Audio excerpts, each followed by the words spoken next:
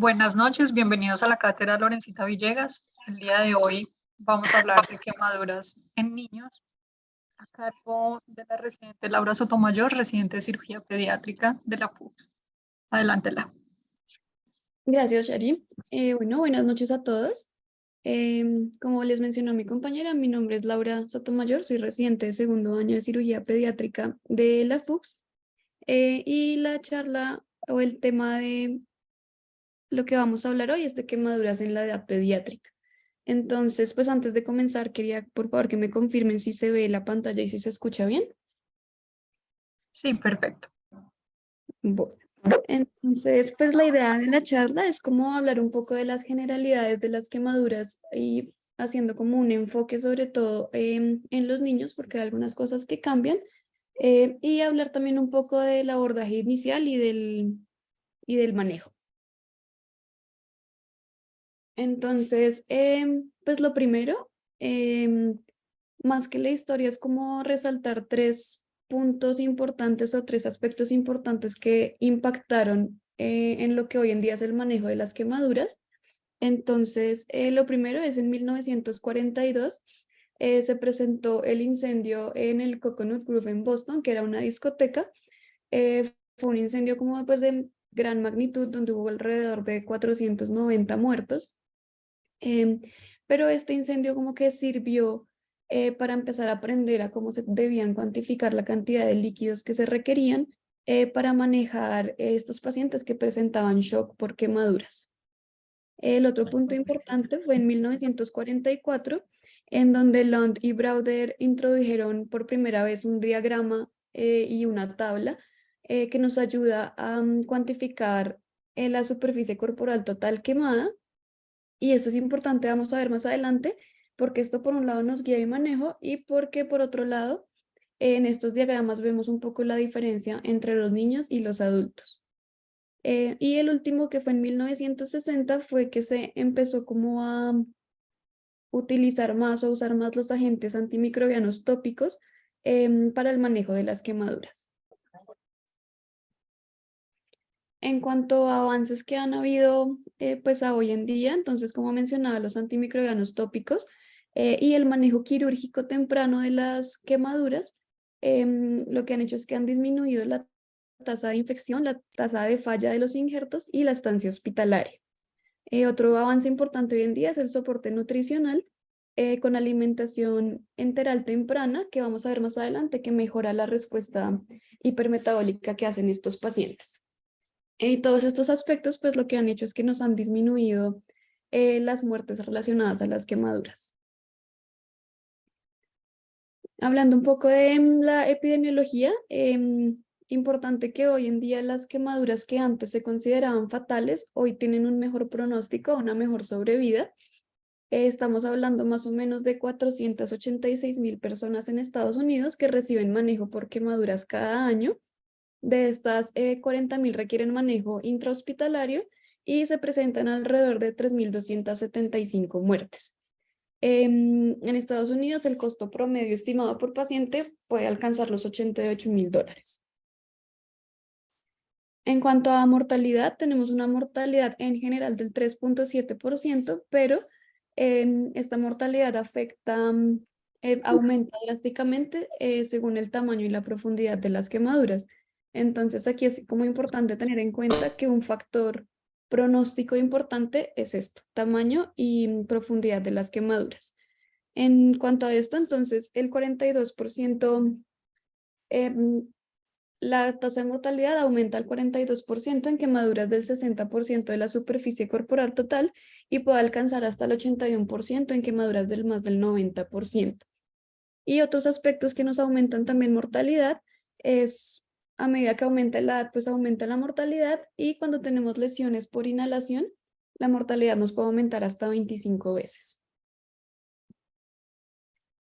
En cuanto a la epidemiología, pero en los niños, las quemaduras en menores de 5 años representan cerca del 17% de todos los casos, pueden causar hasta 2,500 muertes cada año, y la etiología pues va a variar según la edad. Entonces, en menores de 5 años, la causa más común va a ser por líquidos hirviendo, ya sea agua hirviendo, comidas o líquidos que estén muy calientes, y otros son accidentes por pólvora, planchas, hornos o vapor caliente.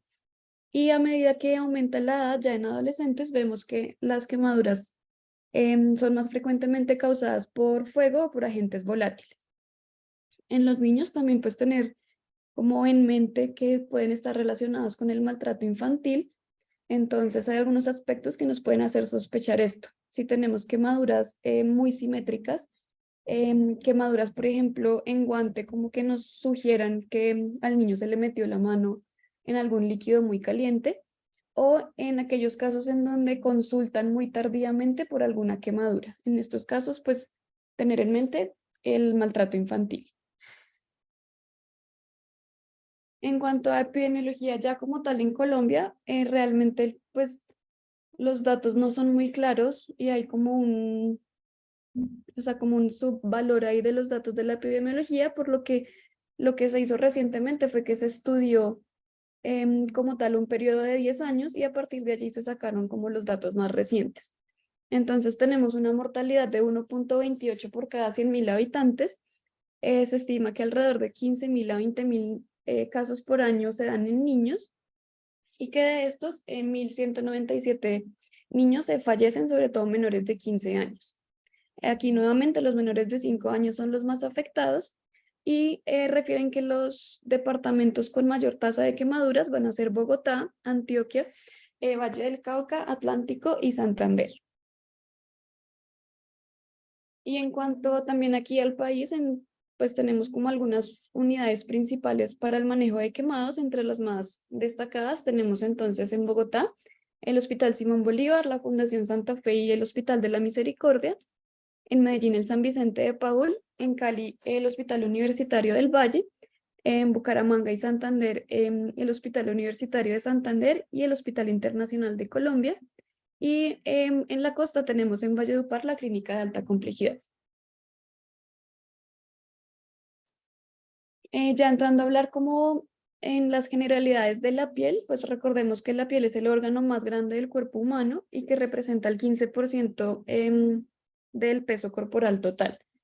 Y en cuanto a sus funciones, pues tiene múltiples funciones, dentro de las que destacan como la protección frente a las agresiones del medio ambiente, previene la entrada de microorganismos, ayuda como a regular la temperatura corporal y mantiene un adecuado balance de los líquidos y los electrolitos. En cuanto a las capas de la piel, entonces las podemos dividir como en tres porciones grandes, de superficial a más profundo.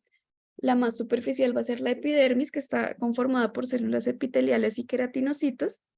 Por debajo de la epidermis tenemos la dermis. Esta está conformada por fibroblastos que van a producir colágeno y elastina. Y a su vez, esta dermis la podemos dividir en dos. Una parte más superficial, que va a ser la papilar, y una parte más profunda, que es la reticular, que es en donde vamos a encontrar folículos pilosos, glándulas sudoríparas y glándulas sebáceas. Importante como en este segmento es que entre estas dos porciones de la dermis vamos a tener también la red vascular y nerviosa. Y la parte como más profunda, que es la hipodermis, ya tendríamos lo que es tejido celular subcutáneo. Esto vamos a ver más adelante, que es muy importante a la hora de hablar de la clasificación y la profundidad de las quemaduras. Hablando entonces ya como tal de las quemaduras, pues por definición son como lesiones que ocurren cuando hay una lesión térmica en la piel que va a causar cambios agudos en su composición. Lo que va a generar es una muerte de las células porque hay una desnaturalización de las proteínas y una alteración de la membrana plasmática de las células.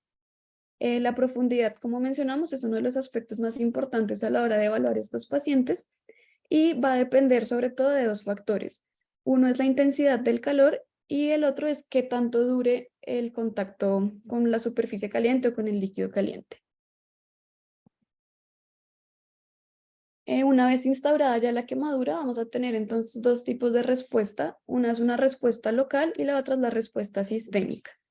Entonces, en cuanto a la respuesta local, la podemos dividir como en tres. Van a ser la coagulación, la zona de éstasis y la zona de hiperemia. Entonces, como vemos en la imagen, la zona de coagulación, que es como la zona más central, va a ser la zona que va a presentar mayor daño vamos a tener necrosis de las células por desnaturalización de las proteínas y pérdida de la membrana plasmática, y es una zona que va a tener un daño irreversible. La siguiente zona es la zona de éstasis, que es la que vemos acá. En la zona de éstasis vamos a tener células que todavía son viables, pero que van a tener una perfusión alterada o comprometida debido a la liberación de los factores de la inflamación. Aquí es importante saber que aunque son células o tejido que todavía es viable, este puede progresar y puede volverse también un daño irreversible. Y por último, la última zona es la zona de hiperemia, que es la zona más periférica. Esta se va a caracterizar por vasodilatación, que nos va a generar también edema, pero es una zona que se va a recuperar por completo. En cuanto a la respuesta sistémica, usualmente se considera que la respuesta sistémica se desencadena cuando hay quemaduras a partir del 20% de la superficie corporal total, y lo que se genera es que hay una como liberación masiva y sistémica de todos los mediadores de la inflamación, lo que nos va a generar lo que conocemos o lo que llamamos como el shock por quemadura o el burn shock. Aquí lo que se va a presentar es que va a haber activación de neutrófilos y del complemento. Todo esto nos va a producir histamina y agentes óxidos reactivos, que lo que nos van a generar es una vasodilatación progresiva y pues muy severa. Vamos a tener también pérdida de la integridad de la membrana celular. Esto nos va a alterar las presiones osmóticas e hidrostáticas y nos genera edema y cambios y alteraciones en el balance tanto de líquidos como de electrolitos. Tenemos también una liberación masiva de tromboxano A2, de bradiquininas, leucotrienos, catecolaminas y aminas vasoactivas.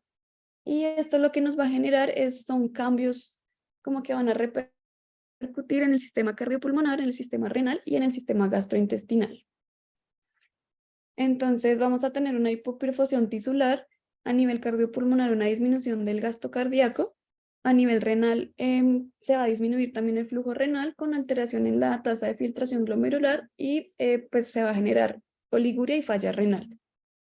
A nivel gastrointestinal vamos a tener vasoconstricción explásnica, lo que nos va a generar una isquemia mesentérica transitoria. Esto nos va a generar atrofia de la mucosa intestinal con mayor permeabilidad para macromoléculas. Esto lo que nos predispone es una translocación bacteriana y una endotoxemia. Y toda esta respuesta sistémica termina también alterando la función inmune y nos aumenta el riesgo de complicaciones infecciosas. Hablando ya de la clasificación lo que nos habla sobre todo es de la profundidad de las quemaduras. Entonces, podemos hablar tanto como de la localización de la quemadura o podemos hablar en grados. Entonces, la quemadura como más superficial es la quemadura epidérmica o grado 1. Esta se caracteriza por afectar únicamente la epidermis y se va a presentar con eritema, con dolor, con descamación, y suelen ser quemaduras que en los primeros 7 a 10 días van a resolver por completo. Como vemos en la imagen, uno de los ejemplos típicos de este tipo de quemadura es la quemadura por sol. Las siguientes son las quemaduras de segundo grado. Estas las podemos también dividir en dos. Entonces tenemos la quemadura de espesor parcial o superficial y la quemadura de espesor profundo. Aquí lo que vamos a tener es entonces en la más superficial vamos a tener una afectación de la dermis, pero de la parte papilar se va a presentar también con eritema, con dolor, con edema, y en estos casos vamos a encontrar ampollas y flictenas. Y cuando tenemos una quemadura más profunda, significa que afecta la dermis reticular. Aquí ya vamos a tener alteración de los folículos pilosos, y como mencionábamos anteriormente, en esta región pasan el plexo vascular y nervioso, por lo que pueden ser lesiones que ya no van a generar dolor. Por último, tenemos la quemadura de grado 3, o son las que mencionamos como quemaduras de espesor total o de grosor total. Quiere decir que afectan todas las capas de la piel hasta el tejido celular subcutáneo, y al evidenciarlas lo que vamos a tener ya son quemaduras o lesiones como en apariencia de cuero.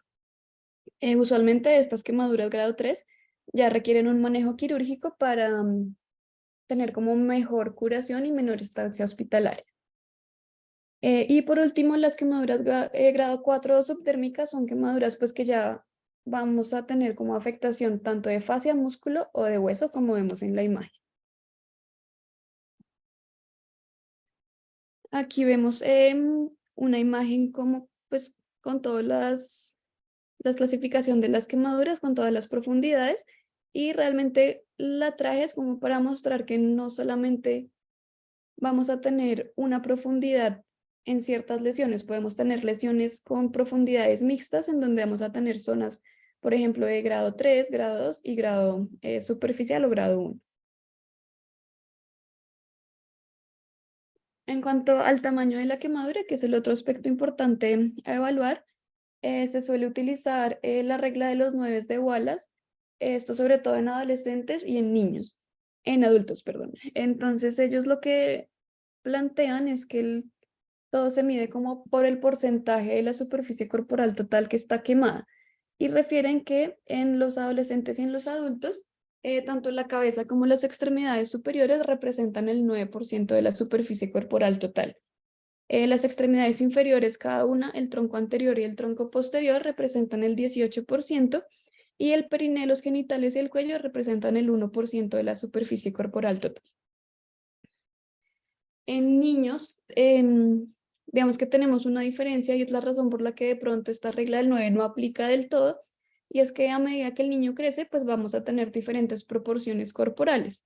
Entonces, por ejemplo, cuando el niño está recién nacido, está muy chiquito, tenemos mayor proporción corporal de la cabeza y menor en las extremidades. Y a medida pues, que el niño crece, va alcanzando como la superficie que mencionábamos en la regla de los 9. Entonces, aquí entraríamos a hablar de la tabla del diagrama que mencionábamos al principio de Lund y Brauder, en donde vemos como más claramente las diferencias de cada porción corporal, lo que representa tanto en niños como en adultos. Entonces vemos en un niño pequeño entre 1 y 4 años como la cabeza representa el 19% y a medida que crece va disminuyendo a 15 y a 13% hasta alcanzar más o menos el 9% que mencionábamos en la regla de los 9. Y pasa lo mismo con las extremidades, en donde tenemos una menor proporción en los niños pequeños y a medida que crecen, pues van alcanzando la proporción del adulto. Esto es como una tabla también, pues realmente dice lo mismo, pero pues nos facilita como a la hora de evaluar estos pacientes, identificar tanto la edad del niño o pues del paciente adulto, y según el área que esté afectada, podemos calcular el porcentaje de área corporal total que va a estar quemada. Antes de empezar a hablar un poco como del manejo y de la evaluación, recordar que hay unos criterios de remisión que quieren decir que cuando los tenemos presentes, el paciente requiere ser remitido a una unidad de cuidado especializado en quemados. Entonces, estos son en las quemaduras de grosor parcial, es decir, de segundo grado mayor del 10% de la superficie corporal total, quemaduras que involucren áreas especiales como lo son cara, manos, pies, genitales, perineo, articulaciones mayores, quemaduras de tercer grado, quemaduras eléctricas o por rayos, quemaduras por químicos, cuando tenemos lesiones por inhalación, o cuando tenemos pacientes con quemaduras y que además tengamos un trauma concomitante, es decir, un politrauma, fracturas, sobre todo se dan pacientes con trauma. En antecedentes médicos que compliquen el manejo, en niños que tengan quemaduras y que estén en hospitales sin el personal o sin el equipo como adecuado para su manejo, y pacientes que requieran intervención especial por parte como de toda la parte emocional, por parte de psicología, psiquiatría. Y el equipo médico pues va a ser un equipo multidisciplinario en donde vamos a tener el cirujano reconstructivo para el manejo tanto de la quemadura como de las deformidades y de la estética de las cicatrices, un intensivista para el manejo del shock y de la falla multiorgánica o multisistémica, enfermeras entrenadas en quemado sobre todo a la hora de hacer procedimientos y cambios de vendaje, terapia física y ocupacional como para prevenir que haya una alteración o una discapacidad funcional, el nutricionista, como mencionábamos al principio, porque la suplementación calórica o el aporte enteral temprano nos va a ayudar a tener mejores como resultados, y trabajo social y psicología para manejar toda la parte emocional. Entonces, en cuanto a medidas como iniciales o primeros auxilios, primero pues remover al paciente de la fuente de la quemadura, del origen de la quemadura, evaluar si tiene lesiones que pongan en riesgo la vida del paciente. Recomiendan también enfriar la quemadura con agua fría, porque esto puede como disminuir la profundidad de la lesión, pero aquí también es importante tener cuidado, sobre todo en niños, pues no irles a generar una hipotermia que nos va también a perjudicar el pronóstico de estos pacientes. En las quemaduras químicas, retirar la ropa contaminada, irrigar las heridas con abundante agua y tener cuidado de no regar o esparcir el químico en piel sana. Y también en las químicas es importante no intentar neutralizar los químicos, porque este proceso de neutralización puede generar también más calor y nos puede como generar mayor daño a la hora pues de las quemaduras.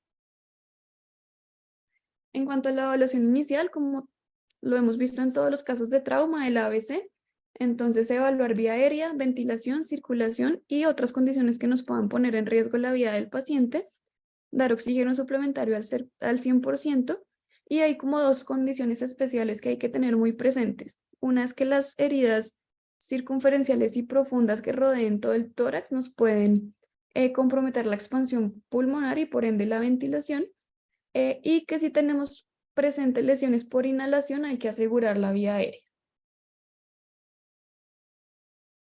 Ya en cuanto al manejo pues específico de cada quemadura, como mencionábamos al principio, el primer grado pues es únicamente tratamiento sintomático, son quemaduras que van a resolver y que no requieren como mayor intervención, más allá pues de ungüentos locales, puede ser con aloe vera o manejo analgésico antiinflamatorio.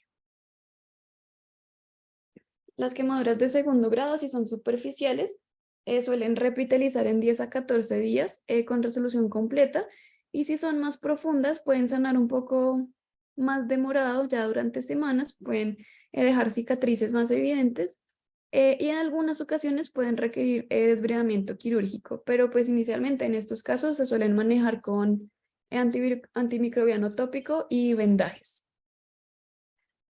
En las quemaduras de tercer y cuarto grado, estas pues sí evidentemente van a necesitar manejo quirúrgico, y lo que nos va a ayudar el manejo quirúrgico es a una curación más rápida, a una menor estancia hospitalaria y a un menor riesgo de infección. Entonces, lo primero es obtener pues un acceso intravenoso. Usualmente se prefiere periférico, pero si tenemos quemaduras en extremidades, el acceso central vía femoral es una buena opción. Y en niños, la vía intraósea, sobre todo en menores de 6 años, también es una alternativa. La sonda nasogástrica en pacientes con quemaduras mayores, como mencionaba al principio, para iniciar la alimentación vía enteral. Sonda vesical para monitorizar el gasto urinario, con lo que vamos a poder estar midiendo la perfusión de los órganos, y solicitar pues todos los paraclínicos de ingreso con hemograma, hemoclasificación, uroanálisis y gases arteriales. Tal vez como el pilar del manejo médico de las quemaduras es entonces la reanimación hídrica o el manejo con líquidos. La fórmula que se suele utilizar para este manejo es la fórmula de Parkland, en donde vamos a reponer 4 cc por cada kilo por el porcentaje de la superficie corporal total quemada. Esto aplica sobre todo en pacientes adolescentes y adultos, y se hace la reposición con lactato de Ringer. En los niños, como vimos anteriormente, tienen una proporción corporal que nos va a cambiar como a través de la edad, y esto hace que a veces los niños requieran un poco más de líquidos. Entonces mencionaban que en los casos de los niños también se puede utilizar la fórmula de Galveston, en donde tenemos que reponer 5.000 cc por cada metro cuadrado quemado, y más 2.000 cc por cada metro cuadrado de superficie corporal total. Aquí entonces, como para calcular esta superficie corporal, hay una fórmula que me parece como la más sencilla, que sería talla en centímetros más kilo de peso menos 60 dividido 100. Y el manejo pues de esta reanimación hídrica, la idea es administrar la primera mitad en las primeras 8 horas y el resto en las siguientes 16 horas.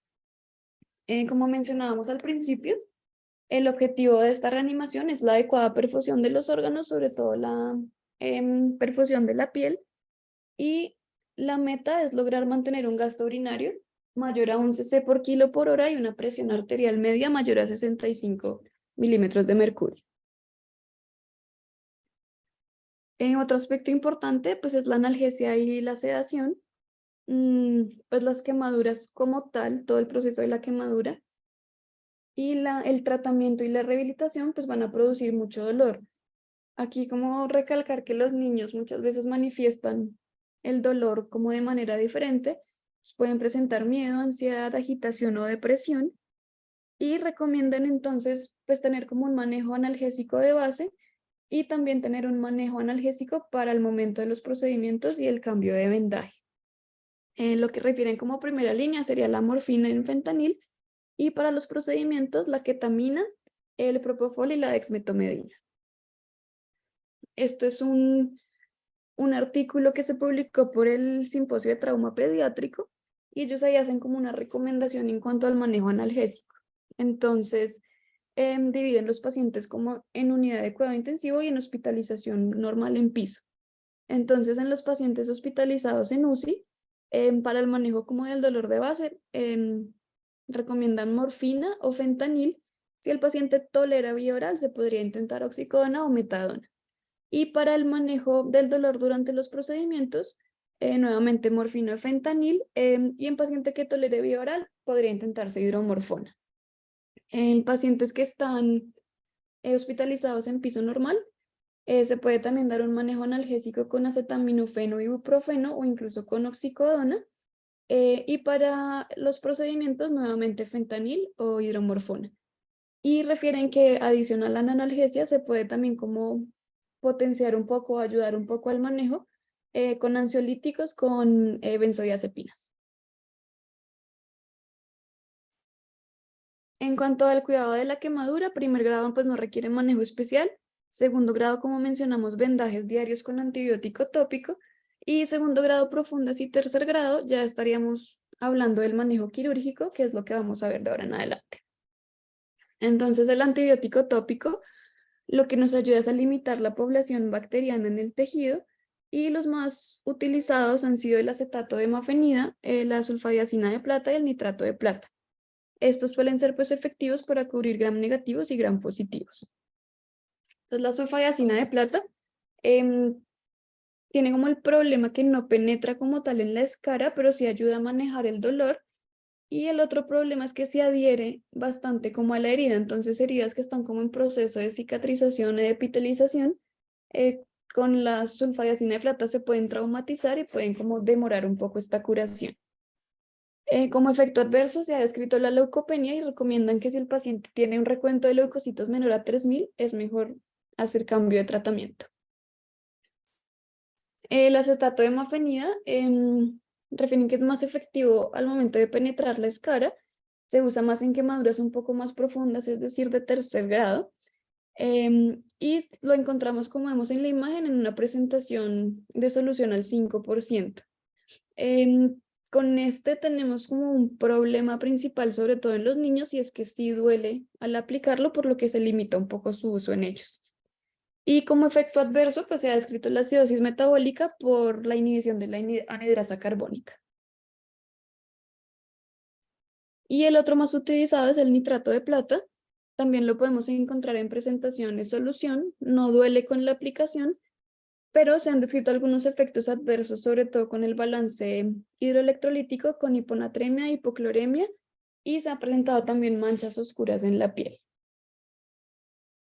En cuanto a los vendajes, pues se puede hacer un vendaje normal con antibiótico tópico, pero también hay vendajes sintéticos que nos pueden brindar alguna ventaja. Entonces, lo que estos nos ayudan es que nos brindan como una cobertura estéril que nos ayuda a una reepitelización más rápida, y al mismo tiempo protege contra las agresiones del medio ambiente y contra la colonización de las bacterias.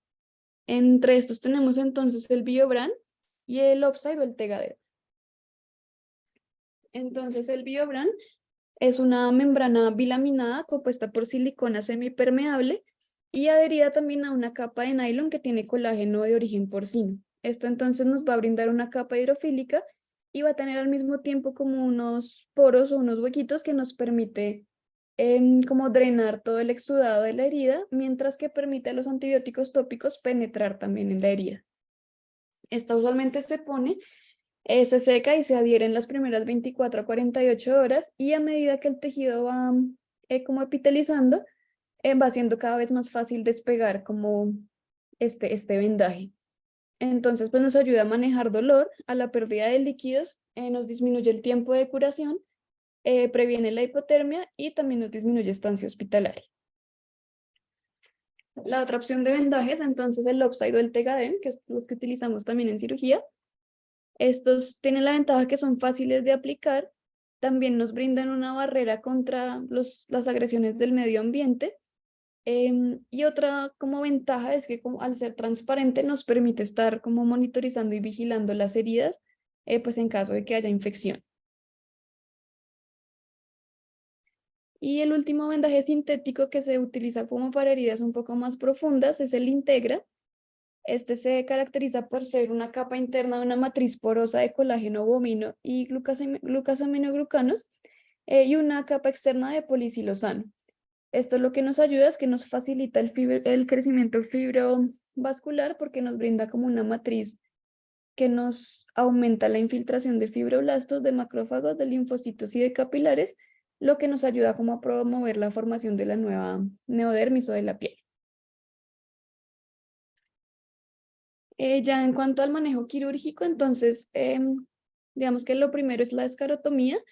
Esto hay que tenerlo presente en quemaduras que son circunferenciales y profundas, ya que nos pueden generar, pues debajo de todo esto va a haber mucho edema y nos puede generar un compromiso, una alteración de la perfusión distal.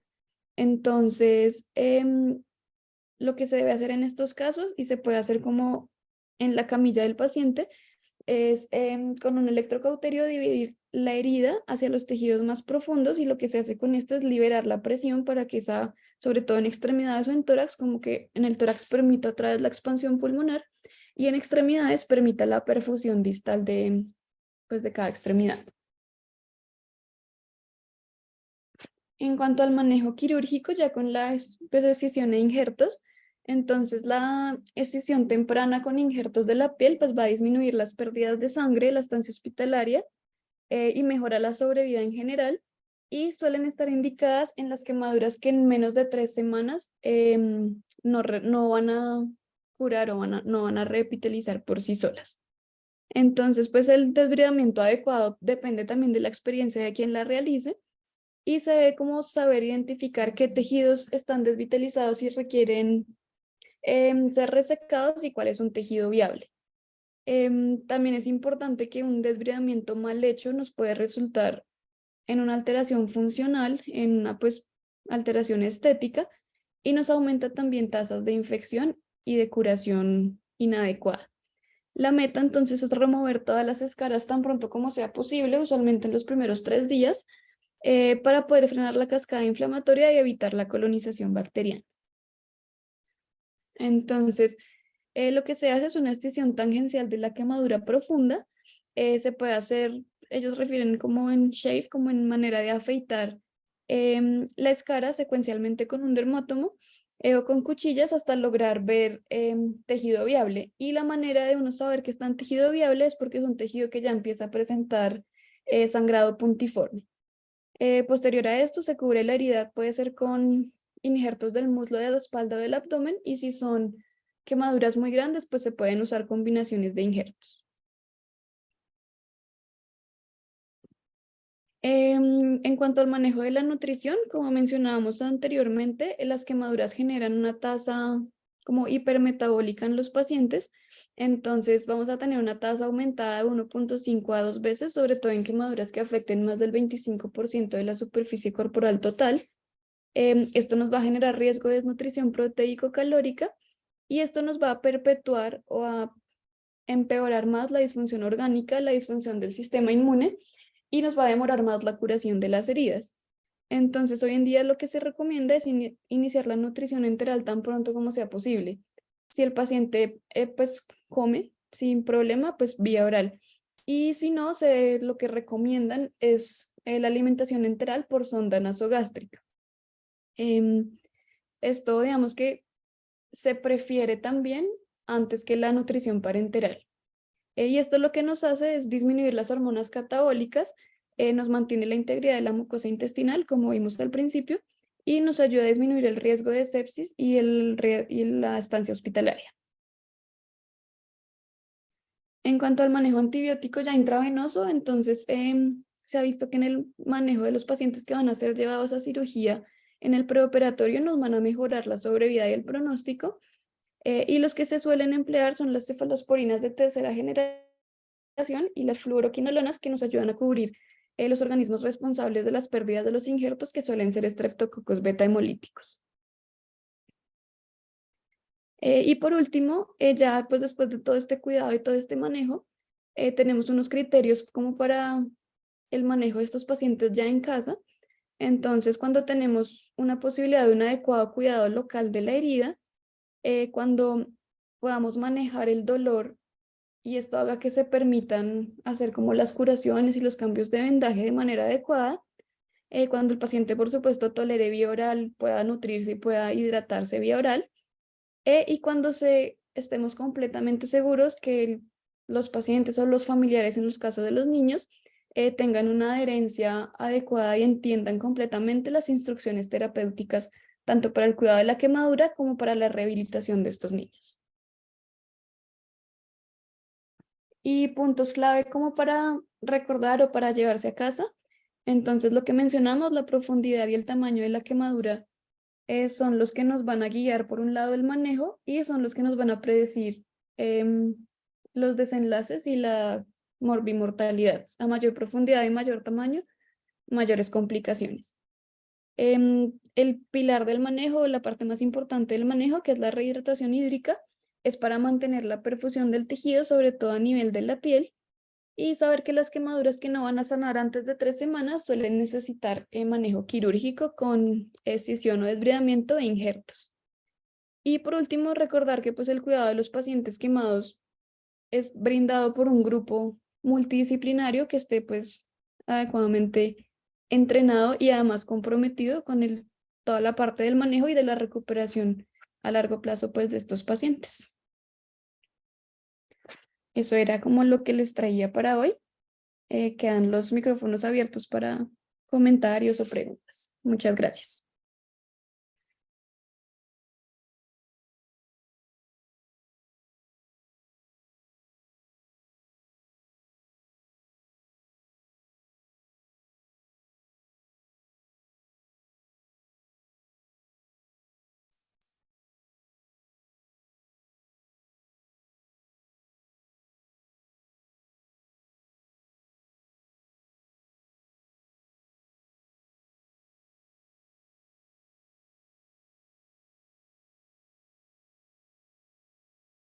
Muchas gracias, Lau, por la presentación. Si alguien tiene algún comentario, alguna pregunta, quedan los micrófonos abiertos para escuchar cualquier opinión que tengan.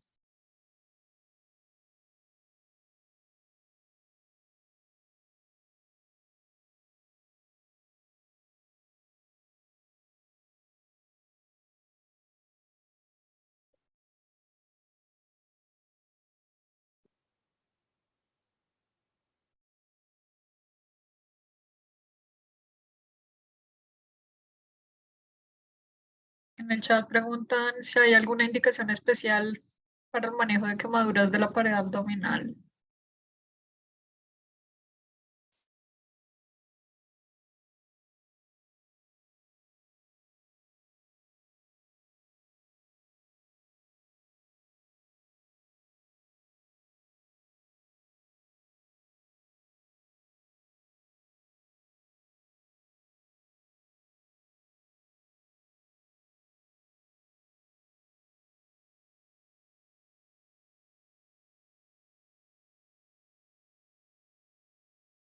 Pues aquí realmente lo principal y lo que nos determina el manejo, más que un manejo especial, es nuevamente determinar tanto el porcentaje de la superficie corporal total y la profundidad de las quemaduras.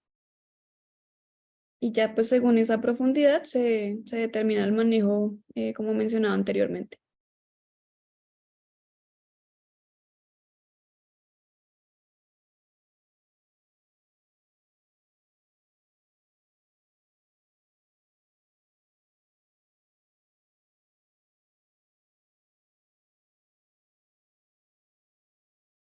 Bueno, les agradecemos a todos su asistencia el día de hoy. Los esperamos en la próxima charla.